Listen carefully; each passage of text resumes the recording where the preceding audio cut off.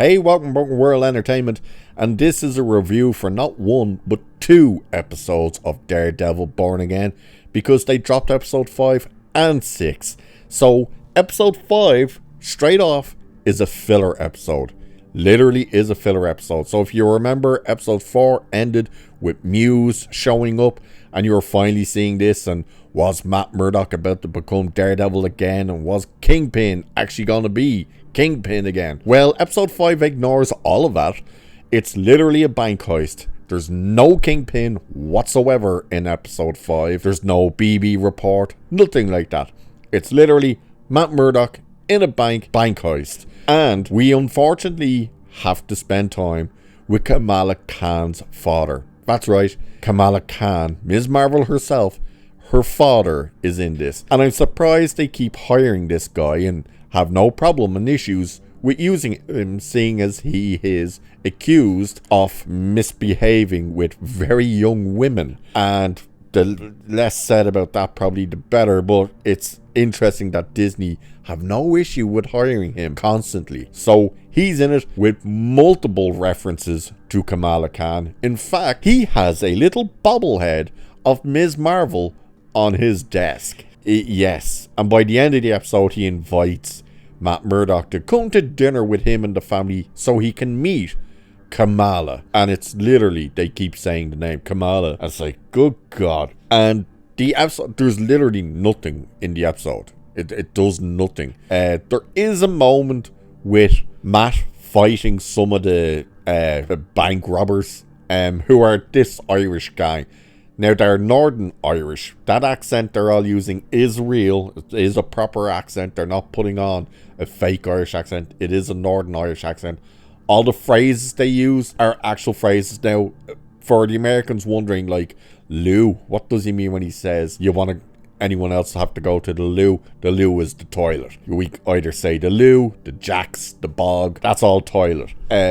When he says solicitor, people might wonder exactly what a solicitor is. It's just a lawyer. That's it. When you guys have something happen and someone says, phone my attorney, same thing. Over here in Ireland and England and Scotland, the place, we say, phone the solicitor. Exact same thing.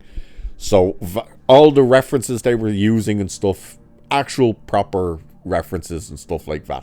But the only real kind of interesting stuff was the interaction between Matt and the main Irish guy. The main Irish guy, by the way, they're all wearing masks. He's in a green mask.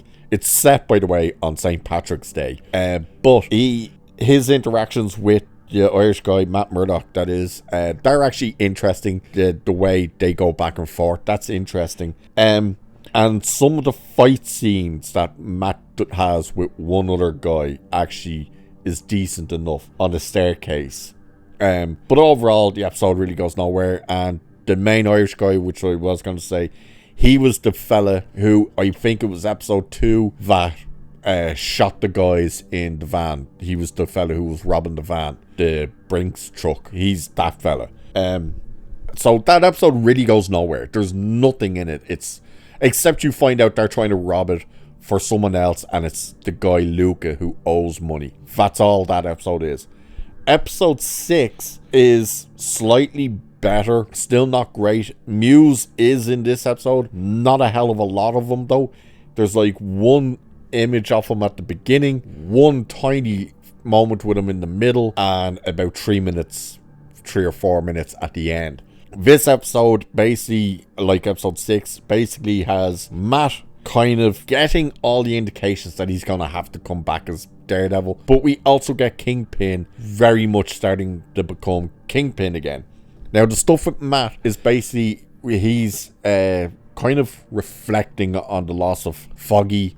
He's actually saying some prayers, which is meant to be a massive steeple with Daredevil, and Matt Murdock is his fate and stuff, and this series has ignored that, but he's praying to the memorial card of Foggy. And then his girlfriend Heather is saying she's starting this new thing. I can't remember exactly what it is, but it's basically going to be looking into the psyche and stuff of vigilantes. And she asks Mac, hey, you know some of these people, you represent some of these people. Any chance you can set me up with a meeting with Frank Castle? And he pretty much laughs at her for that. And then she says, well, what about Daredevil? You know him, don't you? And she ends up having to go to work. He's confronted in the office. He's talking with Duffy. And the niece, White Tiger's niece, comes in and wants to talk with him. And she's basically saying to Matt, look, he was onto something about these people going missing and blah, blah, blah. And he's like, well, what do you want me to do about it? And she's like, yeah, you're right. Nobody does anything. He always told me if you have to do something, do it yourself, basically. And yada, yada, yada. They're very much pushing that she's going to become White Tiger. And he's like telling her, oh, you got to leave it to the cops. And she's like, the cops killed him. Kingpin, however, Fisk, he arrives to his office and Luca has shown up unexpectedly and basically is pushing him, and Fisk is like, you owe 1.8, you know, and tells him you have till a week to pay your debt. And the guy pushes him. Now, the one thing I've been saying that is annoying me with Kingpin Fisk is something they actually do finally in this episode, which is, I've always said, when all of this stuff, when everything he's saying, people are shitting all over it and stuff, he never shows that he's gonna snap. There's never been like a fist clinch or anything. It finally starts happening in this episode when Lucas basically tells him, you can take your 1.8 and you shove it up your ass. And we see it twitch. His face starts twitching, where you can see he's clearly trying to hold back. So he still tells him, you've a week and get out of my office, and off he toddles. He sets up a meeting with all of the investors in the city because, as you know from episode 4, when his plan for the redevelopment was in place, his secretary woman keeps telling him, you have to speak with this person and then this person and blah blah blah. So he sets up. Now, this is the one issue I do have with this episode with Fisk, is while he's getting ready, Vanessa comes into the room and she basically has to tell him how the world works. And it's stupid and frustrating. It's like, this is the Kingpin. He would have had people below him that were in high positions. He was on top of the table. He knows how this shit works. And she's there telling him, oh, these people are vultures. These people are this and that.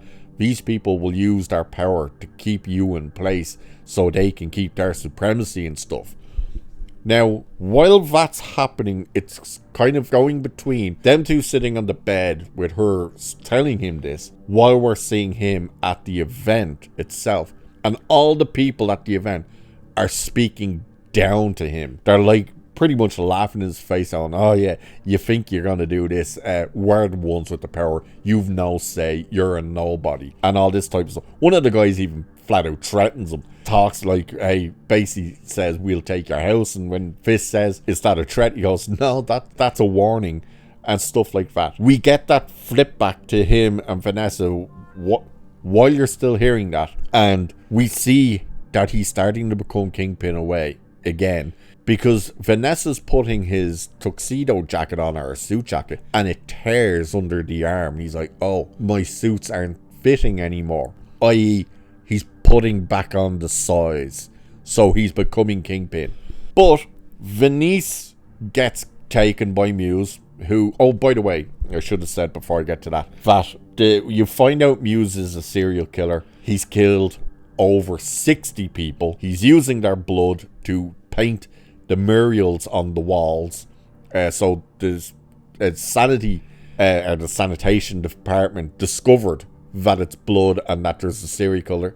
So Fisk calls a meeting with the chief of police and stuff, and the chief is like, well, what do you want us to do, and blah blah blah, maybe you should give us more power and stuff. And Fisk is like, yeah, I think you're right, protocol needs to change when the sanitation department discovers a serial killer before the NYPD do. And there's like a look, so he sets up a task force to specifically go after Muse. What he does though is he's going to be in control of it, and he gets all the corrupt cops to be on his team. So he's giving them overtime, extra pay, no hold bars. Basically, they won't even have to wear body cams. So he's basically set up a new gang to go and cause mayhem and do what they want. So then the niece, White Tiger's niece, she gets taken by Muse because she's an idiot and went down into the subways to find them. Then we get the phone call from her mother to Matt saying, hey, she hasn't come home and I'm fearing the worst. And he's like, don't worry, everything will be okay, stay where you are. And he goes to phone 911, and while they're like, 911, what's your emergency? He hangs up and goes, fuck it. And he puts the suit back on. He goes and puts the Daredevil suit back on. And while he's coming running in the suit, Kingpin is walking down to Adam, and he's got an axe in his hand. And he ends up having a fight with Adam and gives Adam the axe. He basically tells Adam, Vanessa would want me to let you go. And he's like, oh, thank you so much. And I'm thinking, why are you thanking this guy? Surely you know something's up when he's standing there with an axe in his hand. But he throws him the axe and tells him basically, you need a fair shot. So here's an axe, come at me, bro. Basically, Muse has started to take the blood out of the knees. And this is why I'm saying it like this, like why I'm flipping from Daredevil back to Kingpin to there.